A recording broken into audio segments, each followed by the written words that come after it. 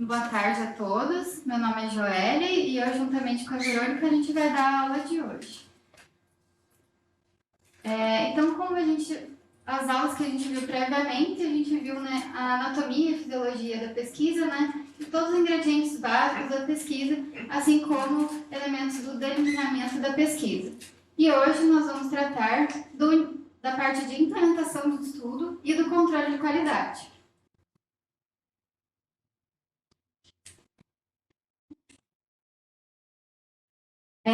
Então, como a gente já viu nessa figura antes, a gente viu a parte esquerda dessa figura, que vai tratar toda da parte de delineamento, de planejamento do estudo, para evitar erros futuramente, né? E nessa parte da aula, a gente vai ver mais a parte de implementação, né? Na prática, como que funciona a implementação do estudo. E como a gente bem sabe, né, por mais que o estudo seja bem planejado, que a gente tome todos os cuidados para seguir todas as regras, que a gente avalie bem os estudos e estude bem o protocolo para deixar ele bem delimitado, na prática podem surgir alguns problemas. E vão acontecer, isso é normal. Então, por isso que é importante ter uma fase de implementação de estudos. Então, o que a gente vai ver nessa aula? A gente vai ver a parte de montagem dos recursos, a finalização do protocolo, onde é feito a parte de pré-testes e ensaios gerais, bem como o controle de qualidade durante o estudo, ao longo de todo o estudo, né? O controle de qualidade tanto para procedimentos clínicos, laboratoriais e a qualidade do gerenciamento de dados. E isso sempre pensando em usar as boas práticas clínicas. Então, a primeira parte, a gente vai ver a área física da montagem de recursos.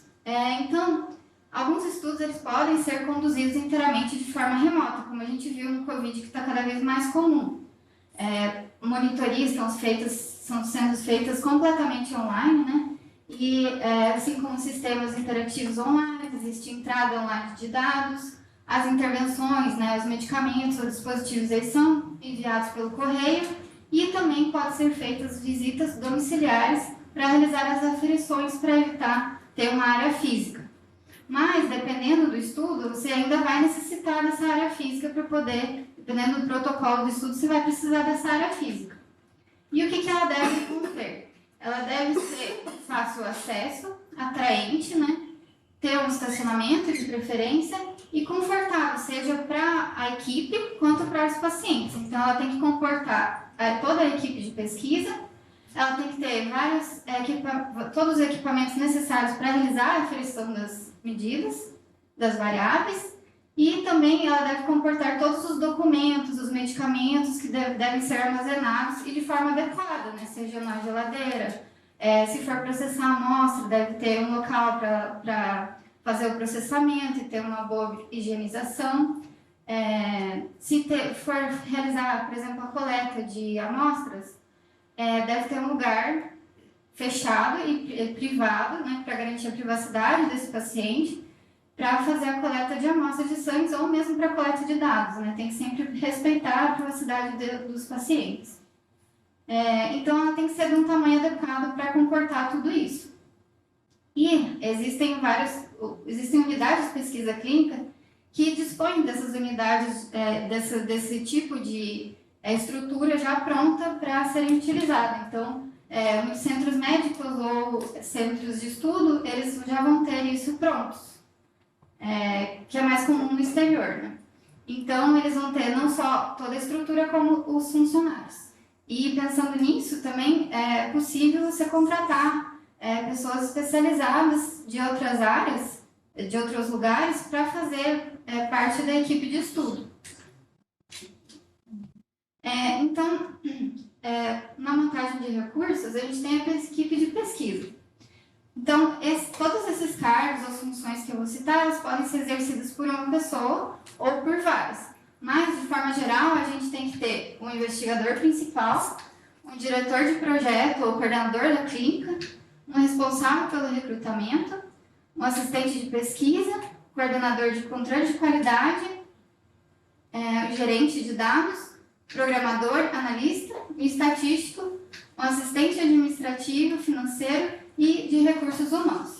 Então, o investigador principal, ele deve definir com base, né, no orçamento, ele vai definir o número de membros da equipe, distribuir as tarefas dessas funções e fazer a contratação de acordo com a experiência desse profissional. Por exemplo, no diretor do projeto, ele vai ser responsável pelo gerenciamento da rotina diária e de todas as atividades relacionadas ao estudo. Então, ele deve ter experiência na área e ter uma boa relação interpessoal, ser bem responsável, meticuloso e ter uma boa organização de forma geral. Então, você vai procurar profissionais com essas funções que sejam, com essas características que sejam adequadas para cada função.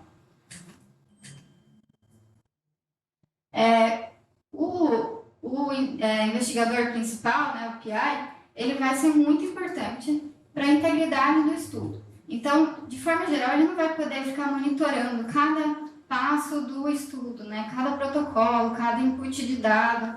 Então, o que ele vai fazer? Ele vai fazer a supervisão desse estudo. Então, e mais que isso, ele vai ser o exemplo, né, para todos. Então, ele tem que prezar pela manutenção da privacidade, pela completude e acurácia dos dados, apresentação adequada dos achados. Além disso, ele vai certificar que a equipe seja bem preparada, que os sujeitos sejam protegidos, né, de acordo com o GCP. E, além disso, é importante, né, para o estudo realizar pequenas reuniões com cada membro da equipe, onde vai ser dado o feedback desse membro e também pode ser discutidos eventuais problemas e soluções para o estudo. Bem como é interessante fazer reuniões regulares de equipe de pesquisa, como a gente faz aqui, onde a gente traz discussões relevantes aos estudos. A gente pode trazer atualizações de artigos para ver se o protocolo está andando corretamente, se tem que fazer alguma modificação. E interessante de forma geral, né, para estimular todos e todos estarem a par do estudo e do andamento dele. Então, além disso, o investigador principal ele vai ser responsável por finalizar o orçamento, que deve ser feito antes do final antes do início do estudo, e desenvolver e assinar os contratos, definir as funções, como eu já falei, contratar e treinar a equipe, obter a aprovação pelo CEP, redigir o manual de operações, desenvolver e testar os formulários e questionários do estudo, assim como a base de dados, e planejar o recrutamento dos pacientes. Então, essas funções elas são assim, a última tomada de decisão é responsável pelo investigador principal, mas todas essas funções podem ser feitas em conjunto com a equipe. E tudo isso é importante saber que deve ser feito antes do recrutamento do primeiro paciente. A aprovação do comitê de ética, ela deve ser feita antes também do recrutamento dos participantes e todos os investigadores devem estar familiarizados com os protocolos, né, com as normas do CEP local e também se for realizado modificações. E é muito importante também, desde o começo do estudo, você ter uma comunicação aberta com o CEP, né, que eles estão dispostos a sempre ajudar a tirar dúvidas para o que pode ser feito, o que não pode, o que está no protocolo do estudo aprovado pelo CEP, e se você for fazer uma modificação, se pode ser feita ou se tem que pedir a aprovação deles, e eles vão ajudar de forma geral. E outro ponto importante, que é essencial assim, para estudos de grande porte, é o manual de operações. Então, ele é um bom instrumento, assim, tanto para estudos grandes quanto pequenos, porque ele vai ser um bom instrumento de organização e padronização do estudo. Então, ele vai evitar que erros sejam cometidos ao longo do tempo ou que técnicas sejam feitas de forma diferente ao longo do estudo. Então, ele serve tanto para estudos de grande porte como para de menor porte. E aqui trago o sumário de um exemplo de um manual de operações, que é bem comum também em estudos patrocinados. Então, ele vai ter o protocolo de estudo de uma forma resumida, ele vai ter a organização e as políticas do estudo, ele vai ter especificamente como é realizado o recrutamento, as visitas clínicas, os procedimentos de randomização e cegamento, assim como as variáveis preditoras, variáveis de desfecho, o controle de qualidade, o gerenciamento de dados, os planos também para análise de dados, as diretrizes de monitoramento de dados e de segurança, além de questionários e formulários que foram feitos durante o estudo. Isso tudo para evitar erros, para padronizar bem o estudo, e eles devem ser continuamente atualizados conforme for sendo revisado nos protocolos de estudo. Então, na parte de delineamento de banco de dados, como a Rafa já deu na aula de gerenciamento, né, você deve utilizar, de preferência, softwares específicos, né? Então, ao invés de tem pesquisadores que preferem usar o Excel, só que lá no final do estudo isso vai dificultar a análise de dados, a limpeza, ou mesmo ver missing data, e entre outros. Então, a maior vantagem, né, desses sistemas é evitar esses erros para que depois não tenha que ser corrigido e perder tempo com isso. E os bons sistemas de entrada e gerenciamento de dados, eles vão controlar, né, vão melhorar o controle de qualidade durante todo o processo. Então, é necessário fazer a criação e, mais importante, a testagem do banco de dados. Então, você pode, antes mesmo do primeira inclusão do paciente, você pode pegar um membro da equipe e fazer, de preferência, a pessoa que já vai ser responsável pelo input de dados, fazer ele testar o banco de dados e fazer todos os inputs lá e ver se está de fácil compreensão, se não tem ambiguidade nas perguntas, nas respostas, enfim. E aqui, como eu trouxe um exemplo do RedCap, a importância de usar esses softwares específicos, né, que, por exemplo, eles vão dar uma mensagem quando você não preenche um dado. Então, depois, vai ser mais fácil para analisar esses dados e ter, né, todos os dados preenchidos de forma correta. Então, a parte de recrutamento já foi dado bastante lá na aula que o Dr. Álvaro já deu para todos. E é importante, né, os critérios de inclusão e exclusão, a representatividade e a amostragem. Mas, na parte de implementação, né, é importante pensar no tempo, equipe, recursos, especialistas apropriados para fazer todo esse processo. Isso vai entrar também na parte de recursos humanos. Então, na parte de finalização do protocolo, é muito importante fazer a pré-testagem de todos os processos do estudo. Então, elas são avaliações de questionários, medidas ou procedimentos do estudo como um todo, que vão servir para ver a factibilidade, a funcionalidade do estudo, a reprodutibilidade, eficiência e também o custo. Além disso, também pode dar taxas prováveis de recrutamento e estimativas de desfecho. Então, de acordo com o estudo, você vai realizar ou pré-testes ou estudo pilotos. Então, de forma geral, os estudos pequenos eles vão fazer série de pré-testes ou pequeno estudo piloto, e o de maior porte vão fazer o estudo piloto. Então, por exemplo, você pode, antes do estudo começar, você testar cada ponto do protocolo, cada passo, né, com vários investigadores, para poder avaliar se está tudo andando corretamente, se está tudo funcionando ou se tem eventuais problemas.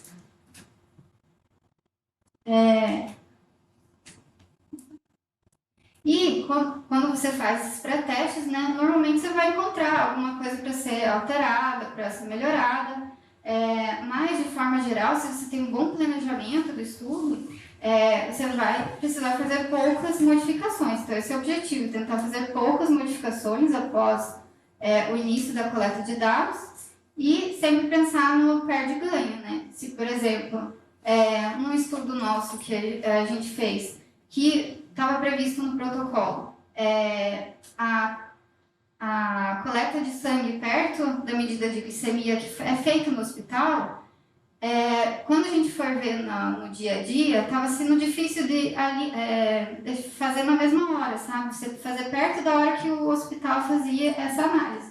Então, o que a gente mudou? A gente fez com que a pessoa que ia fazer a coleta de sangue já medisse a glicemia no local para evitar esse problema de organização. Então, essa modificação ela é pequena, não vai precisar da aprovação pelo CEP. Então, ela é ok de ser feita, mas sempre, se for pensar em qualquer outra modificação maior, sempre tem que ser pensado se necessita de aprovação pelo CEP ou não. E, após ser feita a alteração, é importante comunicar toda a equipe do que foi feito e como que deve ser realizado a partir de então. E, através de documentos, mandar os documentos para toda a equipe, atualizar, enfim, todos os documentos do estudo. E se são feitas revisões, alterações maiores, né, no protocolo do estudo, como, por exemplo, inclusão de tipos diferentes de sujeitos, ou mudar a intervenção ou desfecho, isso demanda um bom embasamento, tem que ser tomado muito cuidado para ver se realmente é necessário, né, sempre avaliar o perde-ganha, né? Então, essas mudanças maiores têm que ser bem pensadas. E, como um exemplo de alteração que foi necessária, o estudo de Haloxifene Use for the Heart foi usado em mulheres com risco elevado de desenvolver eventos de doença coronariana, em que o desfecho inicial era um infarto do miocárdio não fatal ou por morte por doença coronariana. Só que eles viram que eles conseguiram poucas pessoas que tiveram esse desfecho, por procedimentos médicos que acabaram melhorando, evitando, né, o infarto dos pacientes. Então, eles resolveram adicionar outras síndromes coronarianas agudas, além do infarto agudo do miocárdio no protocolo do estudo. Isso tudo com aprovação pelo CEP do local. E a parte de encerramento do estudo, então, é a parte em que os pacientes realizam a última visita ao estudo, né? A última coleta de dados, enfim. E é muito importante fazer o agradecimento aos participantes, né? No nosso estudo, a gente entrega um brinde, né, para os pacientes como forma de agradecimento. Então, essa é uma prática que pode ser feita. No ensaio clínico cego, tem que ser informado, né, aos pacientes qual a intervenção que eles receberam, e após todos os pacientes terem completado a sua participação, e as análises já terem sido publicadas. Então, só pode ser feito isso depois de terminado tudo e o artigo ser publicado. Também é mais comum isso em estudos internacionais, mas podem ser enviados aos participantes uma cópia do manuscrito principal ou um press release, e é de prática dar o número telefônico para os participantes tirarem dúvidas. E também eles fazem uma recepção, agradecendo pela participação, serve também uma reunião para tirar as dúvidas dos pacientes e discutir resultados do estudo. E daí, agora, a Verônica vai continuar com o controle de qualidade. De todos. Bom, caminhando lado a lado, então, na implementação do estudo, nós temos o controle de qualidade, que ele deve acontecer antes e durante toda a execução do estudo e em algumas tarefas ao final dele. Para garantir, então, o controle de qualidade, temos como princípio e ferramenta crucial as boas práticas clínicas.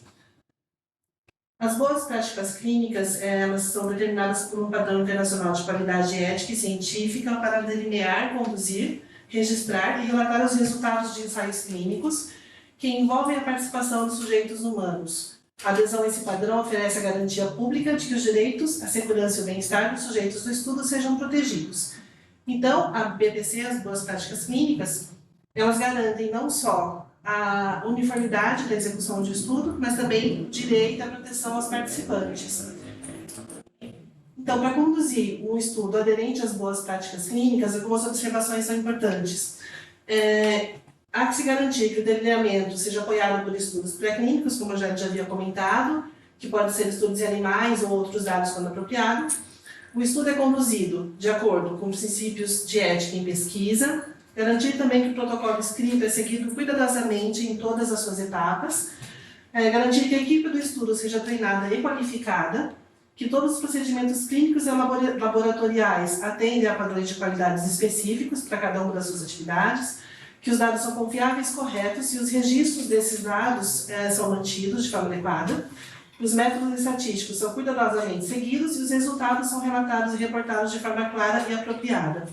Então, no apoio para que as boas práticas clínicas sejam implementadas de fato, nós temos os procedimentos operacionais padrão, que são os POPs, que faz parte também do Manual de Operações, que nos auxilia para que esses itens todos sejam executados e nenhum deles seja esquecidos no controle da qualidade de um estudo. Os procedimentos operacionais padrão, os POPs, eles são instruções detalhadas descritas para alcançar a uniformidade na execução de uma função específica, visando o melhor preparo na condução de estudos clínicos através da harmonização e padronização dos processos de pesquisa. Então, os POPs, ele é um documento específico de cada centro, entretanto, existe um conteúdo mínimo que habitualmente é aplicado, e eles podem ser editados, incluídos e excluídos de acordo com as atividades que o centro executa. Aqui, nós temos um modelo de conteúdos mínimos de um índice de um procedimento operacional padrão. Aqui, no caso, são os itens mais importantes que habitualmente todos os centros têm. Aqui nós temos em vermelho marcado aqueles que são relacionados aos procedimentos clínicos, aos gerenciamentos de dados e aos procedimentos laboratoriais. Então, nós vemos aqui treinamento e reciclagem da equipe, o recrutamento dos pacientes, em relação aos dados, correção de fichas, verificação de documentos-fontes, e em relação ao gerenciamento de dados, gerenciamento de dados ao laboratório, administração e preparo, recebimento de medicação, etc. O controle de qualidade, então, ele acontece com essas três bases, os procedimentos clínicos, os laboratoriais e o gerenciamento de dados. O controle de qualidade ele serve, então, para detectar possíveis problemas antes da sua ocorrência, podendo assim preveni-los. Esse processo deve ser iniciado durante o planejamento do estudo e continuar no decorrer do estudo até a sua finalização como um processo iterativo. O controle de qualidade especificamente para os procedimentos clínicos. Antes do início do estudo, na fase precedente ao estudo, é importante designar um membro da equipe para o controle de qualidade. Pode ser uma pessoa específica para essa função, dependendo do tamanho do centro de estudos, ou até mesmo um membro da equipe que acumule uma função a mais de ser responsável pelo controle da qualidade. Também, essa pessoa responsável pelo controle deve elaborar instrumentos e formulários padronizados e sistemas de controle, desenvolver um manual de operações, como a Joelle já tinha dado um exemplo, definir estratégias de recrutamento, elaborar sistemas para cegar os participantes e os investigadores e, se possível, uma opção é também cegar o pessoal de laboratório para aumentar a acurácia e evitar os vieses e também garantir a calibração, treinamento e certificação. No caso, que os equipamentos estejam em perfeito funcionamento, que a equipe seja treinada de acordo com a delegação do investigador principal em cada função e também certificação, tanto a calibração dos equipamentos quanto o treinamento da equipe. Tudo isso tem que ter um certificado e ficar nos arquivos do estudo.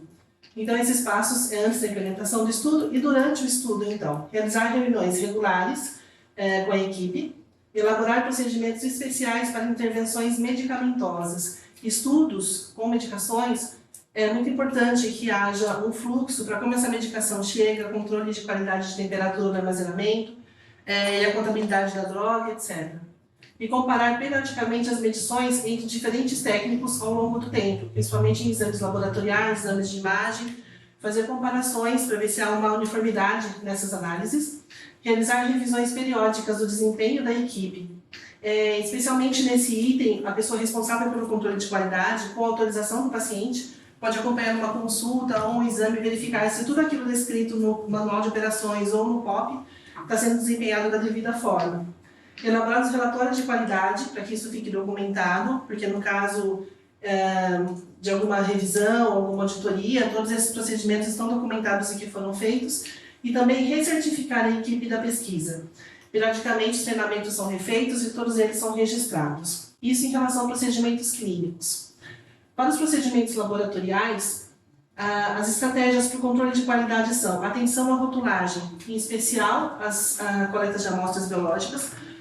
É quase impossível, após uma coleta e uma identificação incorreta, que essa informação possa ser corrigida. Então, você tem 2 frascos com iniciais iguais, são pacientes diferentes, porém, por um erro, os 2 são identificados com o mesmo paciente. Então, não há como interpretar qual amostra corresponde a cada paciente, então é uma amostra perdida. Então, atenção à rotulagem, identificação de amostras é extremamente importante para manter a qualidade. O cegamento do estudo, tanto do investigador, se possível, do pessoal de laboratório, de exames de imagem. Também a estratégia de utilizar duplicatas mascaradas. Então, 2 amostras de um mesmo paciente são enviadas para o laboratório, uma devidamente identificada e uma com uma identificação fictícia, e esses resultados são comparados para avaliar a qualidade dessa análise. Da mesma forma, medidas de consenso. O mesmo exame é avaliado por 2 observadores, e os resultados de cada um são comparados, no caso, para avaliar se a avaliação, para verificar se essa avaliação tem o mesmo resultado e assim ter uma medida de consenso.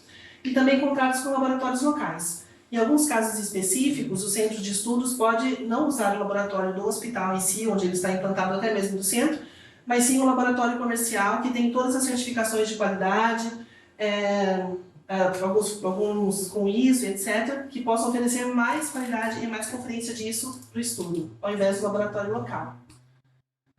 E também o gerenciamento de dados, como a Joana já fez uma introdução, os passos que precedem o estudo, então, definir uma coleta apenas das variáveis necessárias, já foi falado pela Rafaela, de conter essa obsessão de coletar tudo o que é possível, porque depois o manejo desses dados se torna muito mais difícil. Elaborar formulários de coleta de dados autoexplicativos e coerentes. Selecionar equipamentos de informática e softwares adequados para gerenciamento desses dados. Alguns estudos a gente pode se valer de softwares gratuitos, entretanto, alguns exigem plataformas mais robustas e com mais segurança, isso deve ser avaliado. Programar o banco de dados para emitir alertas. Então, inserção de valores aberrantes ou valores discordantes, o sistema precisa notificar e emitir um alerta para que esse dado seja verificado. E também planejar as análises e testá-las com tabulações simuladas, para verificar a qualidade das informações. E durante o estudo, assinalar ou verificar omissões e erros é importante quando o paciente ainda está sendo atendido na clínica, porque assim a gente tem a possibilidade de ou resgatar informações que não foram coletadas, ou corrigir algumas informações enquanto o paciente ainda pode ser consultado. Também é importante verificar que não há erros ou problemas de transposição da identificação do participante. Isso tem que ser obsessivamente vistoriado, tanto nos formulários quanto nas amostras. Que todos os formulários corretos para aquela visita específica foram preenchidos, ou seja, um estudo com várias visitas, um cuidado para que na visita 1 não sejam preenchidos os formulários da visita 5, que eventualmente podem ter conteúdos diferentes. É importante verificar também se o material utilizado é referente àquela visita. Se não há entrada faltante ou padrão incorreto nos pulos, se realmente os pulos são coerentes com a informação. Se as entradas são legíveis, no caso de formulários em papel, cada vez mais raros, porém ainda são aplicados em algumas situações. Então é muito importante que a informação seja colocada de forma legível, principalmente números.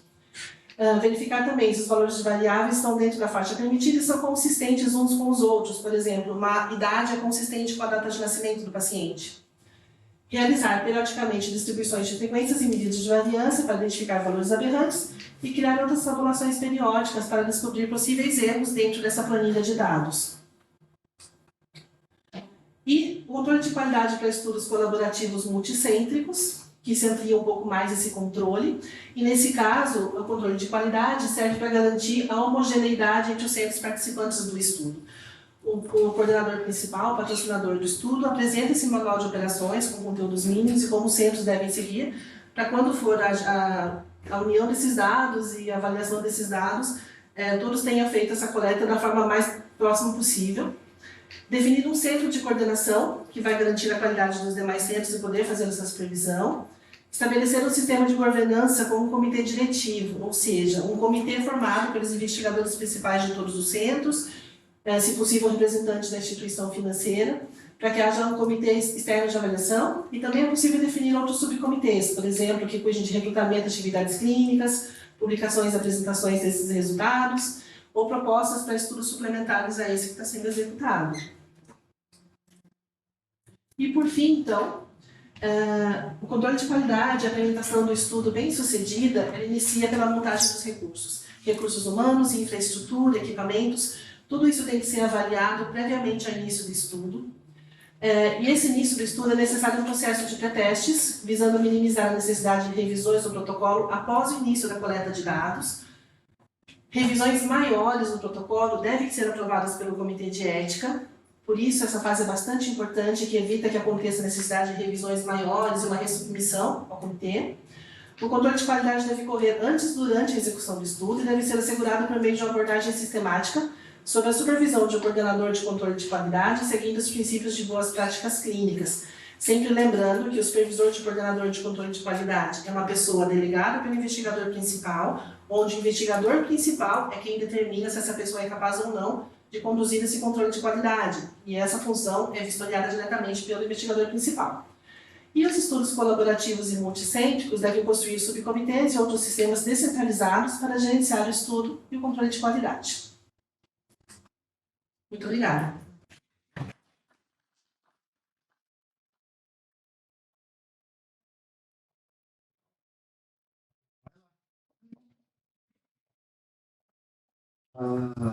Puxa vida, é ótimo esse capítulo, né? É ótimo essa aula de vocês.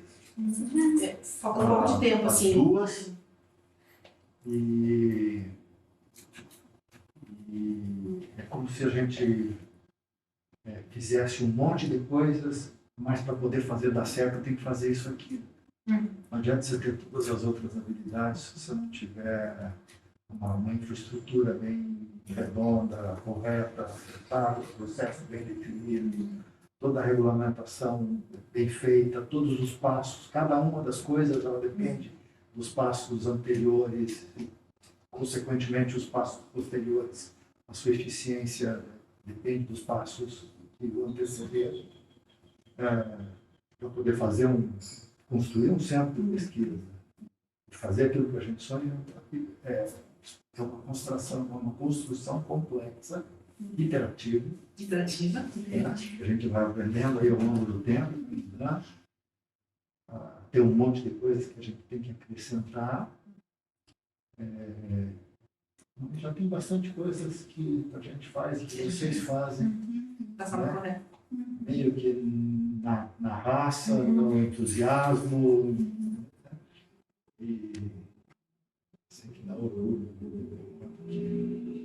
que a gente já fez, o que vocês estão fazendo. Mas é desafiador. E o quanto a gente ainda tem que.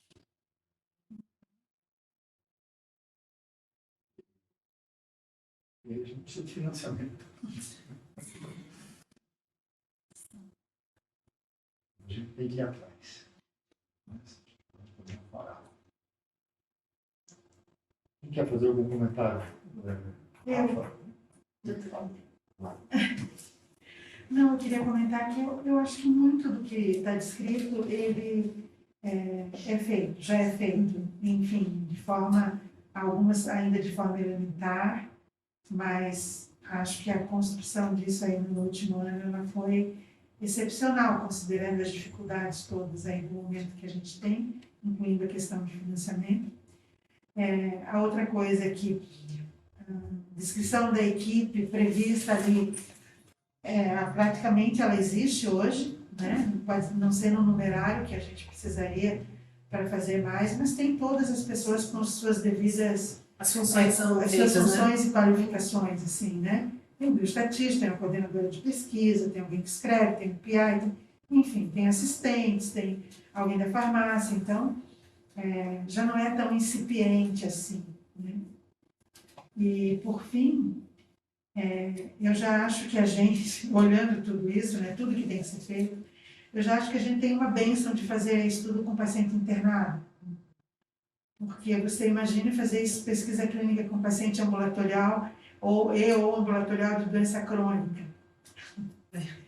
Né? Que a gente tem uma supervisão que é estreita, porque o pesquisador ele está com lente o tempo todo ali, né? Mas isso pode tomar uma dimensão muito maior nos estudos que são multicêntricos, colaborativos, nos outros aí, como esses de pacientes ambulatoriais e tal, mas acho que a gente já tem bastante a pirâmide, acho que a base da pirâmide ela está se tornando robusta. Né?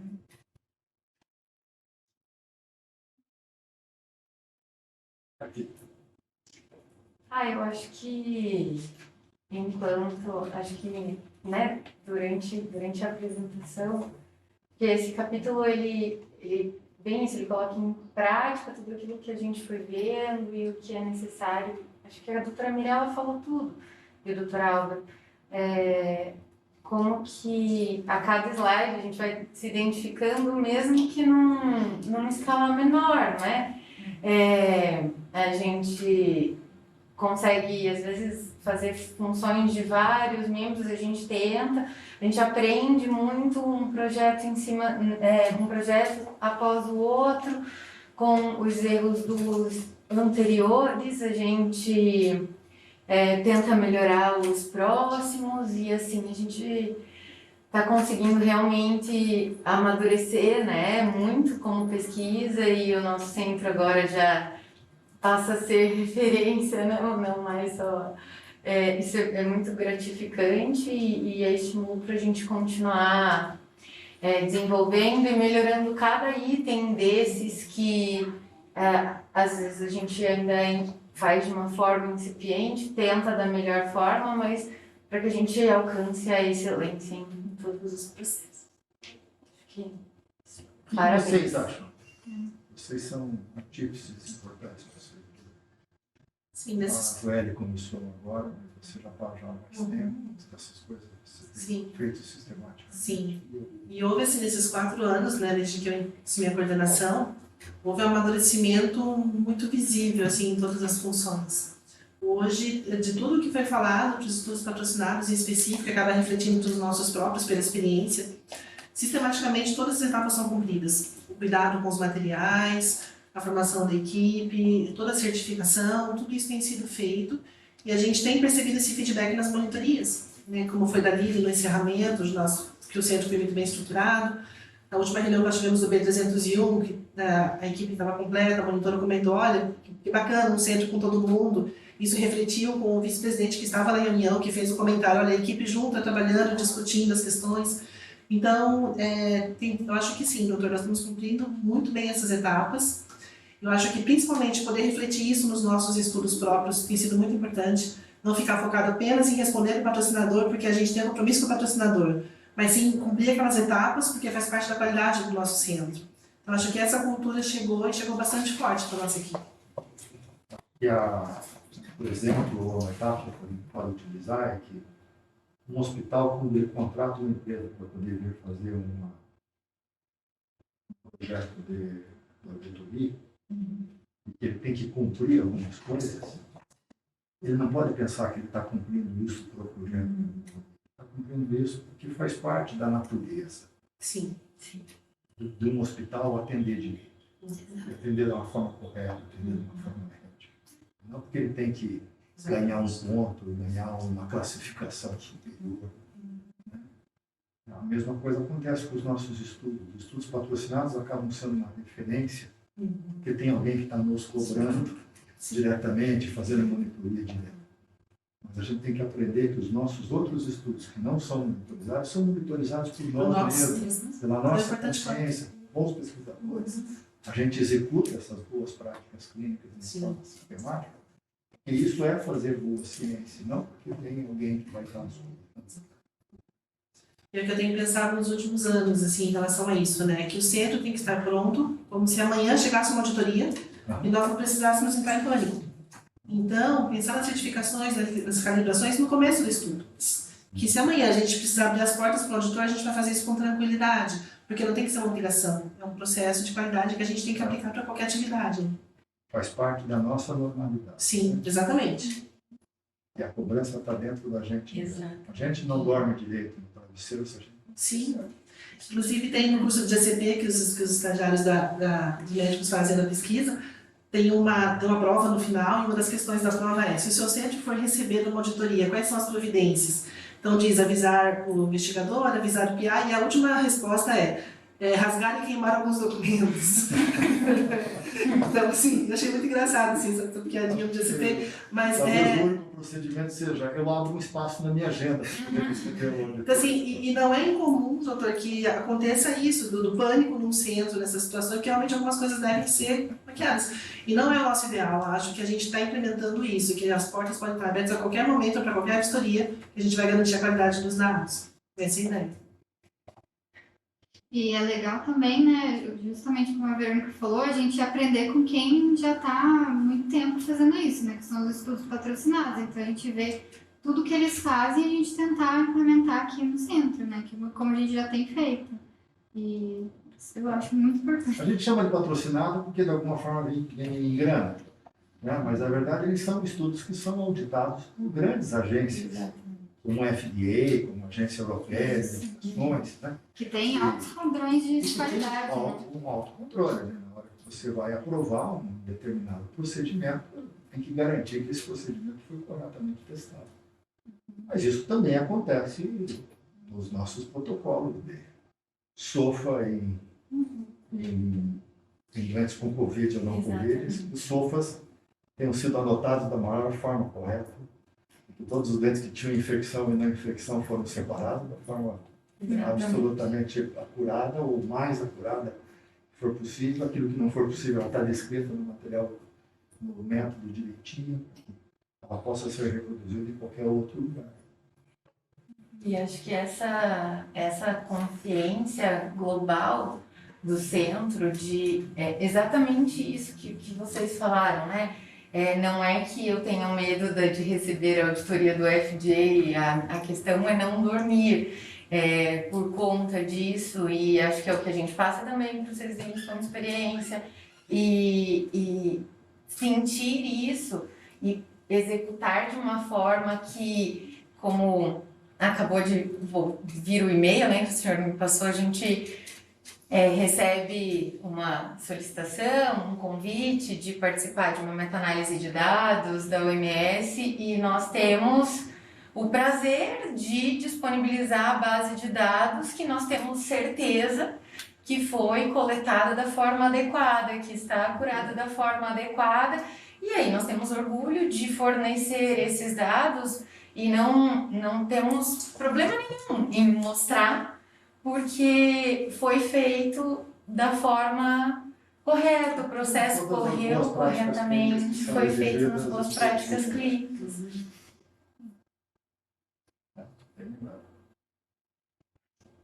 E mais? Sônia? Eu queria colaborar também um pouquinho, porque essa aula foi bem importante, né? Hoje a gente está tendo uma parceria enorme com o CEPET, que estamos falando, né, com a Rafa, quanto eu estou aprendendo argumentos sobre pesquisa, e dentro hoje da Irmandade como um todo, como a gente está fazendo parte desse desenvolvimento, né, de vocês, principalmente na parte estrutural. Estou sempre em contato ali com a Verônica, né, para proporcionar uma estrutura adequada para vocês dentro das nossas instituições, dentro do Santa Casa, dentro do Instituto, né, e futuramente em outras, né, no Hospital da 15, HMAN, né, que queira, né, isso. Então, quanto isso foi importante, e essa aula ela também entrou de encontro, que me fez, né, ter um pouco mais de clareza sobre o desenvolvimento de pesquisas clínicas com o MBA que eu estou fazendo em gestão e liderança, na qual teve uma disciplina que falou especificamente dessa parte de ensino. E focou muito na pesquisa clínica, a necessidade realmente de investimento para que a gente consiga proporcionar mais qualidade, né, e maior segurança para os nossos colaboradores para desenvolver essa pesquisa, mas também para os nossos pacientes, de uma maneira geral. Então, eu fico bem feliz de poder contribuir, né, como falando aqui no nome da Irmandade, nessas etapas, nesse processo. E com certeza esse network vai crescendo e se desenvolvendo, né. Sexta-feira farei 2 meses dentro da Santa Casa e vejo o quanto a gente já evoluiu, né? A Rafa falou isso, que o doutor Altemar também apresentou esse feedback referente aos nossos desenvolvimentos de ensino e pesquisa.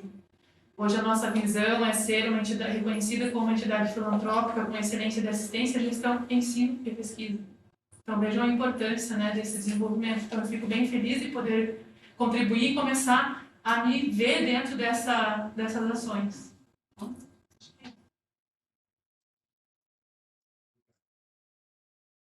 Também é um desafio para nós, né? Poder Sim. fazer cada vez coisas melhores lá na Santa Casa. Marcelo? Bom, foi comentado bastante sobre os softwares, mas eu acho que para destacar essa questão, né, a grandiosidade que o CPET tem nessa questão. Nós temos um software específico hoje em dia, né, que é o RedCap, para a gente mexer, para a gente fazer nossos estudos. E o que comentou aqui na aula sobre ter software específico para cada coisa, né? É a mesma coisa que colocar um profissional para cuidar de outra área, ele não vai saber o que fazer. Então, esse adendo é muito legal, né? Então, mesma coisa que você colocar um médico para cuidar de um médico que fez medicina e um que fez medicina veterinária, trocar uns de cada um, vai ser a mesma coisa. Pode até entender um pouco, mas ele não vai conseguir cuidar direito. É a mesma coisa com o software, né? E o interessante do WordCap, por ser um software específico, antes de qualquer liberação do estudo, para que seja feita a coleta, todos os testes são devidamente feitos. E para que a gente consiga enviar ele para um estado de produção, nós temos que preencher vários campos.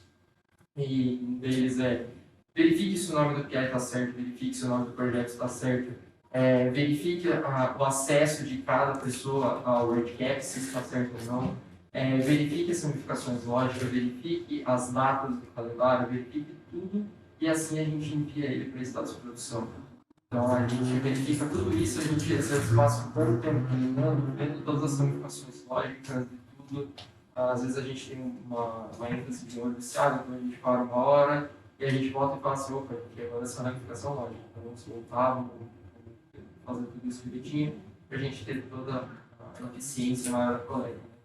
Então, o CPET, hoje com esse software, com a equipe que a gente tem, é uma dos centros mais importantes que nós estamos tendo, né? E crescendo cada vez mais. Emily, Júlia. Parabéns pela aula, foi muito bom.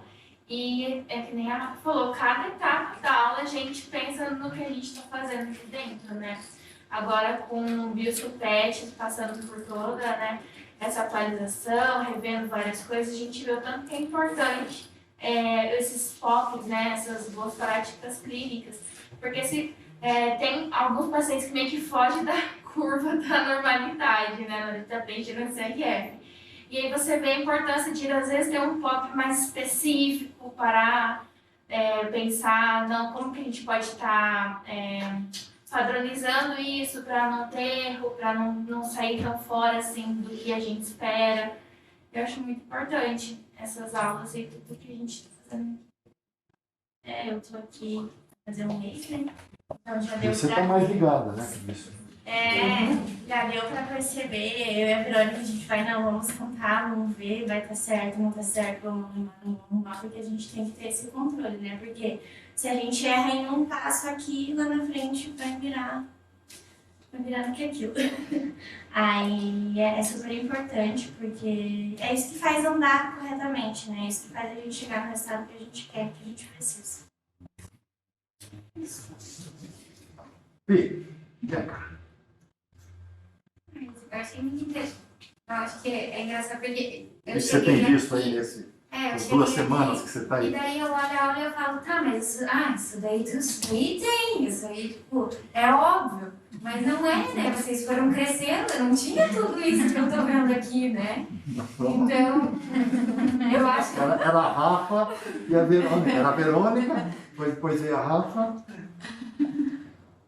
Então, eu achei bem interessante isso, de ver E daí tipo, as ficou coisas muito pequena a sala. eu Uma achei sala maior. Achei interessante ver como foi evoluindo para chegar mais perto do que deveria ser. E agora, passando nesse estágio, eu vejo que a coisa é muito maior do que eu pensava, assim, sabe? Eu acho isso muito interessante. Assim. O estudo... Está sendo bom o estágio? Tá. Ontem a Rafa mostrou pra gente tudo de como foi feito o trial da cloroquina, tudo. São coisas que, na minha cabeça, quando eu fazia lá, eu fazia o termo, era assim, ó. Esse toma, esse não toma, pronto. Tipo, sabe? Tipo, isso aqui, pronto, acabou, gente. Mas É o não, que está por né? trás, né? Nossa, é muito interessante mesmo. Você, Sueli, nós também estamos interessados em saber como é que você está sentindo esse ambiente novo aqui. Igual a Gaga falou, né? Pra mim, tipo, eu cheguei e enxerguei isso, né? Então, pra mim, assim, inicialmente, é assim, né? Mas igual ela falou, teve todo um caminho trilhado antes disso. Eu acho que o que resume tudo isso é a excelência, né? Acho que tudo na vida, né? Se você segue uma padronização para ter uma excelência de trabalho, né? Por exemplo, base meu salário, para ter uma implementação de pesquisa bem sucedida, ela vai iniciar lá na montagem de recursos. Então, isso é importante em todos os aspectos que a gente trabalha na pesquisa de mais, né? Porque precisa seguir o protocolo, ser protocolado para chegar no negócio de excelência. Não consegue, vou começar assim, de qualquer jeito, e a organização, né? Isso foi bem esclarecido, não.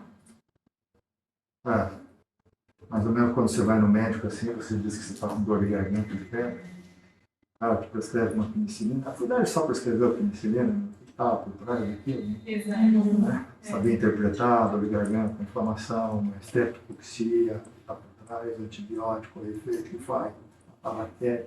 Então, aqui, de alguma forma, a gente conseguiu entender um pouco mais, né, tudo de uma forma rápida, né? Mas cada um dos pontos que a gente tem que passar para poder desenvolver uma pesquisa bem feita, mas também um centro de pesquisa bem construído, né? Nós estamos muito ainda no começo da construção disso, tomara que a gente consiga